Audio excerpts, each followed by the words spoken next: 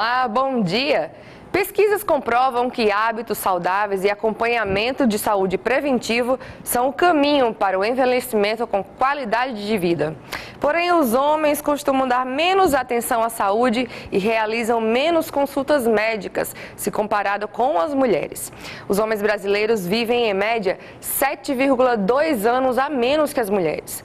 Um levantamento do Centro de Referência em Saúde do Homem em São Paulo mostra que 70% dos homens que procuram um consultório médico foi por influência da família. E para entender melhor os problemas relacionados à saúde do homem, convidamos o Dr. Paulo Medeiros, que é médico urologista, e Ricardo Lago, que é coordenador do Sinteste RN. A eles eu dou o meu bom dia de hoje, que hoje eu estou acompanhada de meninos, que geralmente eu estou acompanhada de meninas aqui. Estou acompanhada de meninos por uma boa causa, né? Que a gente tem batido muito na questão do Outubro Rosa, das coisas relacionadas às mulheres, tudo mais, mas realmente quem tem marido, um pai por perto, algum homem que se preocupa de verdade, a gente sabe desses hábitos de procurar um médico, é muito difícil, é muito complicado. Então, doutor Paulo, seja bem-vindo aqui ao nosso Diálogo Plural. Como eu acabei de falar, segundo o IBGE, né, os homens vivem menos que as mulheres. Quais são as doenças que atingem mais os homens hoje em dia? Bom, inicialmente, bom dia a todos e agradecer o convite para participar desse programa, né, e falar dessa temática tão importante. Sim. Você falou do Outubro Rosa, mas a gente está chegando já no Novembro Azul, então, sim, mais uma vez é necessário falarmos sobre saúde do homem, né? Quando a gente vai, só para citar uma coisa para você, se for analisar por que é que os homens morrem, né, então você vai ter a principal causa de mortalidade, que é a violência. Então, é uma doença que afeta mais os homens que as mulheres. Sim. Assim, as doenças relacionadas à violência, agressão física, acidente de trânsito, suicídio, né? Depois vem as doenças cardiovasculares, no geral. E aí vem tumores, dentre eles da próstata, né? Que, sim, a gente fala muito nessa época do ano. E vem duas coisas que são muito relacionadas ao homem. Doenças do aparelho digestivo, principalmente cirrose, que devido ao uso do álcool, que é mais comum no homem do que na mulher, sim, traz mais doenças, né, relacionadas a isso. E também relacionadas ao tabagismo. Então, na verdade, o homem ele tem... São dos costumes dos mesmo, costumes do homem, da né? Cultura do da homem cultura mesmo. De fumar, de beber mais, de se expor mais à violência. Sim. Tirando essas três coisas, eles adoecem muito parecido com as mulheres, com as mesmas causas. Mas essas são as diferenças. Entendi.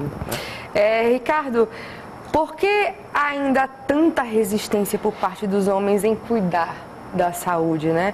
O que é que impede de procurar os serviços de saúde? O homem geralmente se acha muito autossuficiente, né? Eu não tenho nada, estou sadio, se faz um hemograma simples e está tudo certo, então eu não preciso de nada, não preciso de nenhum exame específico. Mas por que você acha que existe essa resistência toda? Bom, primeiramente, bom dia, Paulo, bom dia, Camila, bom dia aos telespectadores. Eu acho que é uma questão cultural. Sim. Tá? Porque eu venho de uma geração onde fumar, beber, as próprias campanhas publicitárias eram de personalidade, de coisa normal. E começava muito cedo, né? Isso. E até, por sinal, tinha aquele negócio da pessoa dizer, olha, graças a Deus, o marido de fulano, o namorado de fulano, não fuma nem bebe. Parece que era uma caracterização já do homem, sim, em fumar e beber. Então, acho que vem mais de uma forma mais cultural. Que coisa que eu vejo que está quebrando hoje. As novas gerações que estão vindo já vão mais com essa consciência, né? A resistência está em outras gerações, na minha, na anterior, Então você acha que hoje isso está mudando um pouco?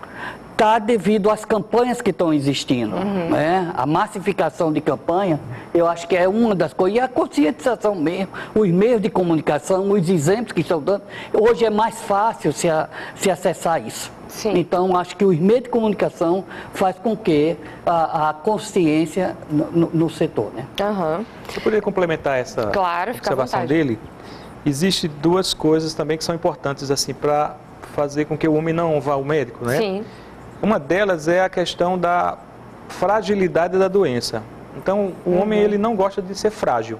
Isso. O homem é o super-homem, né? É o que eu falei agora, né? A questão de se sentir autossuficiente, assim, né? Sentir-se autossuficiente ou imbatível, invencível. Esse é um fato. E a outra coisa também é relacionada ao fato de, na maioria das vezes, isso está mudando, graças a Deus, o homem é o provedor do sustento do lar. E ir ao médico significa deixar de trabalhar. Então, tem muito homem Perda de tempo. Perde tempo indo no consultório fazer uma consulta médica. Assim, ele acha que perde tempo indo ao consultório para fazer uma consulta médica. Perde um dia de trabalho. Então, eu acho que esses dois fatores, a questão cultural e o fato também de a gente não ter como sistema de saúde resolvido essa questão, afastam o homem do médico. É verdade. Sem dúvida, é mais um motivo. E, doutor Paulo, essa tendência de acomodação masculina com relação à saúde também ocorre em países mais avançados ou é uma coisa muito específica do Brasil, lá fora a realidade é outra? Como é que é isso aí? Olha, nos outros países a situação ela tende a ser parecida, é lógico, com graus diferentes, né? Sim. E, novamente, eu lhe falo o seguinte, o Ministério da Saúde, ele sempre teve políticas de saúde, não é verdade? Então, existe a política de saúde infantil, a política de saúde da mulher. Então, a gente também, no Brasil, nós temos um atraso disso, porque enquanto que políticas de saúde da mulher, da criança e do idoso já vem há muitos anos, somente agora, em 2008, o Ministério da Saúde lançou a Política Nacional de Saúde do Homem, não tem 10 anos. E dentre as situações da política lá, tenta-se trabalhar esse problema. Por exemplo, qual seria uma atividade que poderia facilitar a ida do homem ao médico? Seria ter consultórios à noite, por exemplo. Sim. Atendimentos no final de semana, quando ele não está... Adaptar. Né? A rotina quando ele não está trabalhando, né? Sim. E também desmistificar aquela questão da invencibilidade masculina. Sim, sem dúvida. Ricardo, quais os desafios das políticas públicas, de repente, para reverter um pouco esse quadro? Você falou, né, da questão que estão existindo mais campanhas, tudo mais, mas políticas públicas mais efetivas, o que é que você acha? Eu acho que as políticas, como nesse nosso país está, faltam políticas públicas para tudo, principalmente para a saúde, né? E a questão é de conscientização. Dizer que o homem, de primeiro também a mulher é considerar o sexo frágil. E dizer que ele é tão frágil quanto ela. É verdade. Que somos feitos de um sistema mecânico, biológico, né? De uma carcaça por fora, que temos que ter os mesmos cuidados que já é consciente praticamente na mulher. Seres humanos, precisamos de cuidado, não é isso?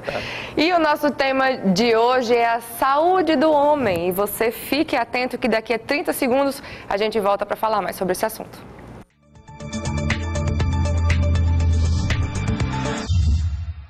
Voltamos com o programa Diálogo Plural de hoje, que conversa sobre a saúde do homem. Hoje com a presença do Dr. Paulo Medeiros, que é médico urologista, e Ricardo Lago, coordenador do Sinteste RN. Sabemos que a prevenção é fundamental para uma vida saudável. E é nesse sentido que muitas campanhas de conscientização têm se desenvolvido. Saiba mais sobre isso na matéria de Ricardo Crush. Acompanhe. O câncer de próstata é uma doença maligna e letal. Foi visando chamar a atenção para a necessidade de diagnosticar precocemente esse tipo de câncer que surgiu a campanha Novembro Azul. No mês de novembro, todo o Brasil se responsabiliza por fazer algumas campanhas locais, né, para promover palestras, encontros que possam trazer melhor conscientização para a prevenção não só do câncer de próstata, mas de todas as patologias que acometem o sexo masculino. Um dado alarmante é que, segundo um estudo da Sociedade Brasileira de Urologia, 51% dos homens nunca consultou um urologista. Na verdade, é uma questão cultural, né? As mulheres, desde o início da adolescência, que já são orientadas a procurar o especialista para a prevenção das patologias ginecológicas. O homem não é orientado assim. Por mais que a gente faça campanhas, aumenta a incidência, a procura, mas ainda está muito distante do desejado, né? Embora o câncer de próstata seja o principal foco da campanha, há outros problemas que afetam o homem, que deve estar atento a sinais em seu corpo. O paciente deve sempre estar examinando a sua região genital com o intuito de procurar alguma lesão que porventura tenha surgido.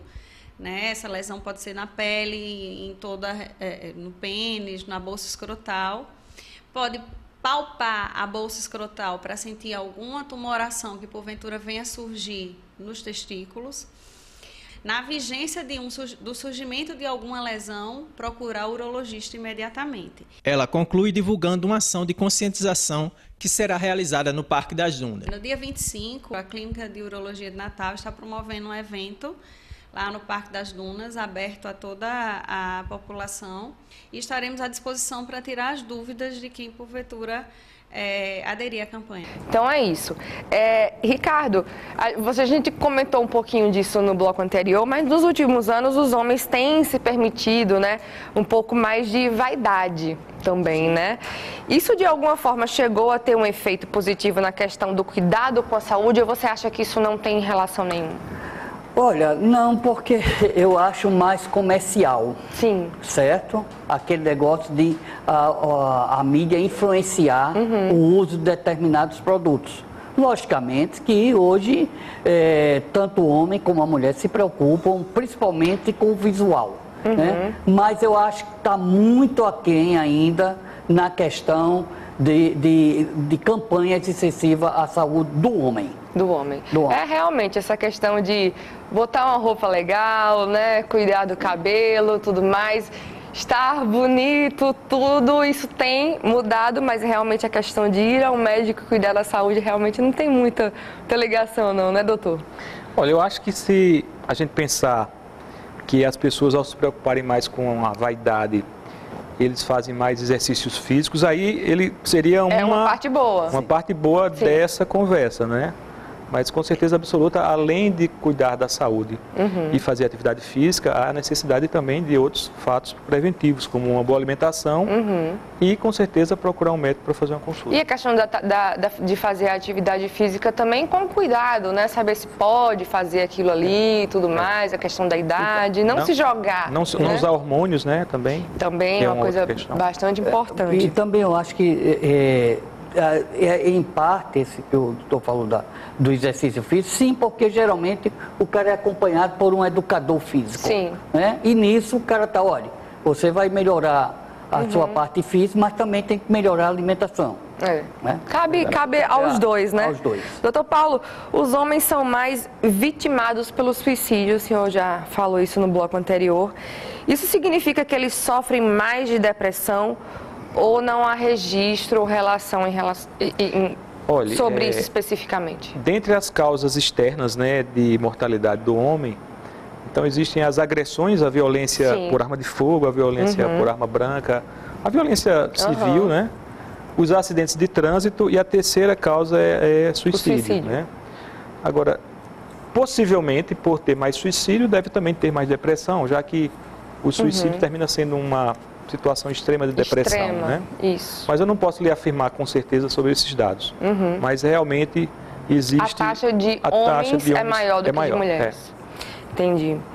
E, embora tenha uma pouca preocupação com prevenção, os homens são responsáveis pelo maior número de atendimento nas urgências e emergências, né? O que é que isso representa? Os homens só procuram ajuda médica em último caso? Existe o fato de ser procurado, né? O acidente tem que ir no acidente hospital. Tem que ir, né? Como o acidente é mais comum em homens, né? Só para citar um exemplo, que eu acho que eu não falei, assim, a gente tem um dado bem recente que fala o seguinte: um rapaz de 20 anos e uma moça de 20 anos, a chance de completar 25 anos é 4 vezes maior na mulher do que no homem. Sim. Ou seja, existe um aumento de mortalidade entre 20 e 25 anos, que é 4 vezes maior no homem do que na mulher. E isso está relacionado a acidentes, ao trauma civil, ao acidente de carro, à briga, que o homem se expõe mais, né? Então, esse atendimento na urgência está relacionado a isso.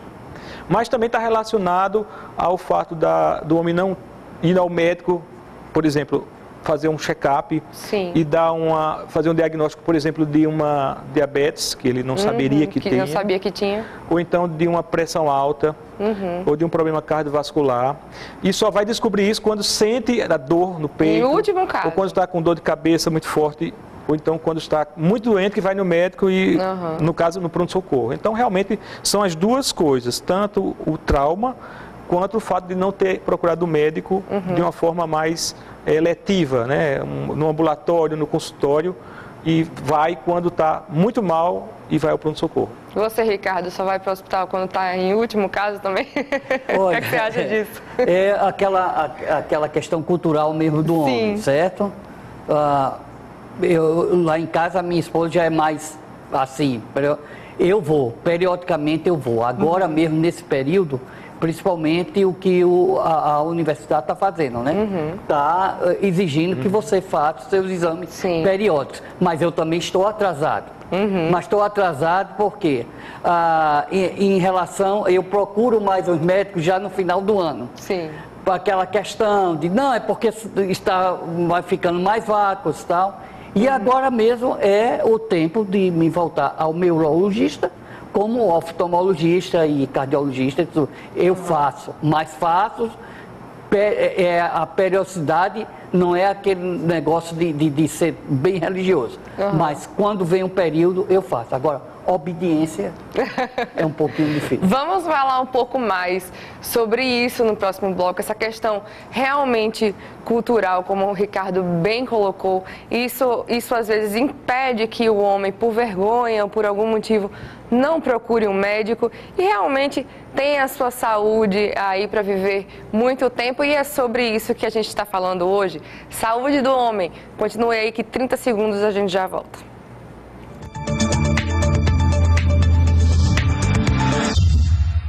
Voltamos com o programa Diálogo Plural de hoje, no nosso último bloco, que conversa sobre a saúde do homem, com a presença do Dr. Paulo Medeiros, que é o médico urologista, e Ricardo Lago, coordenador do Sinteste RN.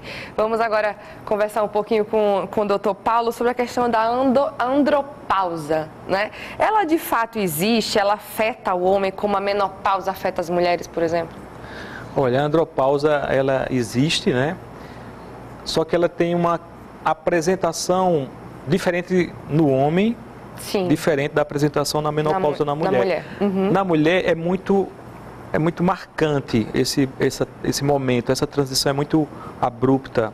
Ela tem os seus ciclos menstruais e, de repente, por alterações hormonais, para de ter menstruação e entra na menopausa. O homem, ele vai ter um processo que a gente deu esse nome de andropausa para fazer uma analogia, né? Águas, né? Mas não é tão abrupto quanto na mulher. Então, existe a deficiência androgênica do envelhecimento masculino, esse é o nome mais usado, que é aquela situação que o homem, ao envelhecer, se sente com menos força física, com menos desejo sexual. E quando vai ao médico, a gente faz uma consulta nele, né? E dosa os hormônios e descobre que, além desses sintomas, os hormônios se encontram abaixo do nível normal. E a gente dá esse diagnóstico e, nessa situação, cada caso é avaliado. Algumas vezes, ou na maioria das vezes, a gente repõe a testosterona para trazer ele de volta à sua qualidade de vida. E eu vou até sair um pouco aqui do roteiro para falar um pouco do que o Ricardo disse. A questão cultural, né?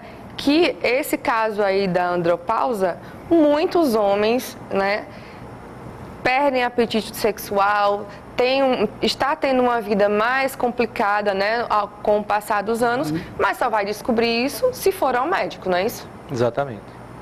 Aí tem um detalhe interessante também, que é aquela questão da dificuldade do homem ir ao médico, né? E entra na área da urologia, na área das doenças da próstata, né? Existe um tabu relacionado ao exame físico, né? O exame da próstata, que não existe isso na mulher. Então, por exemplo, todas as mulheres vão no ginecologista, não existe piadinha porque elas vão no ginecologista fazer exame. De fato. Mas para os homens existe essa cultura desse tabu, então tem uma piada, vai no urologista, vai fazer o exame da próstata, então a gente tem que realmente trabalhar para diminuir esse tabu e trazer o homem mais próximo do médico, né? Porque com certeza se ele vai ao médico, ele vai dar diagnóstico de doenças numa fase que é tratável e que é curável, diferentemente de um diagnóstico tardio, onde muitas vezes o tratamento já é um tratamento mais paliativo. E isso custa a vida, né? Tantas doenças podem ser evitadas, né? Com isso, enfim.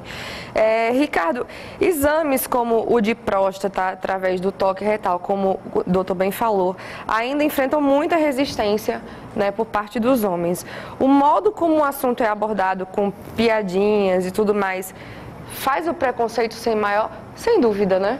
Sim, sim. E os números mostram isso, né? Principalmente na nossa região, no Nordeste. Sim. Eu estava vendo ao vir para cá... Aquela questão do cara macho, né? Tudo mais. Eu vim para cá que dentro se eu estiver errado, o doutor me corrija, mas dentro da Sociedade Brasileira de Urologia, é que no Brasil, acima de 50% tinha conhecimento do fato, mas abaixo de 50% procurava o médico. E no Nordeste chegava a 32% só de homens procurando o urologista. Né? E isso volto mais uma coisa, é cultural.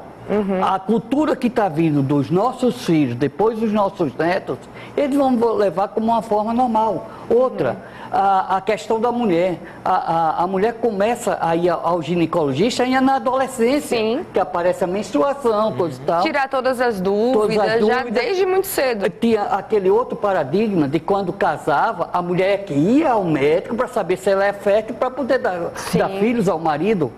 Coisa que a gente sabe que hoje o homem pode ser estéril. Exatamente. Né? Que sabia também, eu acho que nunca deixou de saber, mas era uma questão cultural. Olha, é a obrigação da mulher ser fértil para dar filhos ao homem. É verdade.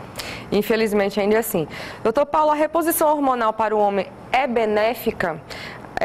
Afinal, o que você acha sobre isso? Existe, assim como a mulher, né? Na mulher ainda existe muita dúvida, né? Depois que ela passa da menopausa, se ela faz a reposição hormonal ou não, o que é que isso vai causar depois, isso pode causar câncer, ainda é um tabu muito grande para a mulher. Para o homem, acredito que seja pior, não é não? Olha, para o homem, esse tabu, ele é pior, né? Mas assim, vários estudos médicos mostram que, havendo necessidade, porque aí é interessante uma coisa, a reposição hormonal ela só deve ser realizada se existir a situação onde tenha sintomas, né? Sintomas associados com alterações relacionadas à andropausa, sintomas de andropausa associados a alterações laboratoriais do hormônio masculino. Então você, quando está com essa situação do sintoma mais alteração laboratorial, está habilitado a usar, a repor, né? Agora, para fazer uma reposição segura, aí é necessário realmente uma avaliação prostática mais frequentemente. Então, por exemplo, eu não gostaria de recomendar para ninguém que fizesse reposição sem fazer a avaliação da próstata. Aí seria um risco muito grande. Né? Existindo sintomas, a alteração laboratorial e a avaliação da próstata permitindo, então não há dúvida que a reposição é segura. Isso aí é uma coisa que já está bem estabelecido na literatura. Sem dúvida.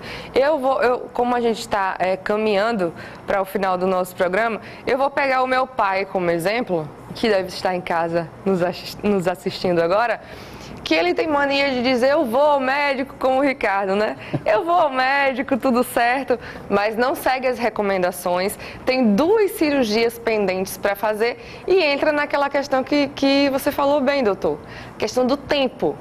eu não tenho tempo para fazer essa cirurgia. E as cirurgias são de urgência. O que é que vocês diriam, não só para o meu pai, mas para homens que, né, botam o tempo no trabalho, botam essa justificativa no trabalho para não cuidar da saúde? Olha, eu diria o seguinte, para todos os homens, que o tempo, ele é muito relativo. Porque muitas vezes ele pode fazer uma consulta médica em torno de 30 minutos e ele ganhar vidas, anos de vidas, né? Então, não dá para você justificar essa falta de tempo de ir ao médico como se fosse uma coisa mais importante da vida. Pelo contrário. Então, a consulta médica deve ser estimulada. O homem, ele vai no médico porque muitas vezes a esposa é quem marca a consulta, ou a filha é quem fica lá cobrando a ida dele ao médico. E vá ao médico, vá a um clínico geral, né? Veja lá como é que está a pressão, faça uma consulta do cardiologista. Né? O básico. Essa questão da próstata, por exemplo, se ele faz um exame do PSA, já ajuda bastante. Então, mesmo que ele tenha aquele preconceito, claro que o PSA que é um exame de sangue para avaliar a saúde da próstata, já vai ajudar bastante. Então, ir ao médico é investimento. Ir ao médico é investimento. Além de uma vida saudável, com alimentação e exercício físico. Sem dúvida. Ricardo? Dentro de casa existe essa cobrança. Né? Não só da esposa, meu filho mesmo. Eu tô fazendo a cobrança aqui. Como você fez seu pai, lá em casa é meu filho. Sim. Pai, quando você vai ao médico? Pai, quando você vai começar sua caminhada? Que eu já comecei. Né? Já dei um passo. Né? Já deu um passo. Eu passei a fazer a caminhada já por incentivo ao filho. Quer dizer, é aquele negócio. A geração que está vindo, ela é mais consciente do que mesmo a minha geração, a nossa geração. Ricardo, doutor Paulo, muito obrigada pela presença aqui no nosso programa. Sejam sempre bem-vindos para falar sobre saúde do homem, tantos outros assuntos que sejam importantes. A saúde do homem é importante sim, e não tem que ficar com essa história de que, se eu fizer um exame, eu vou encontrar um problema. Não, é apenas cuidado que todos nós merecemos. E se você quiser mais informações sobre o Diálogo Plural, acompanhe as nossas atualizações no Twitter, o @SintestRN, no nosso site, o www.sintestrn.org.br, ou na nossa página do Facebook, que é o facebook.com/SintestRN. A você um ótimo final de semana e até o próximo sábado, se Deus quiser. Tchau, tchau.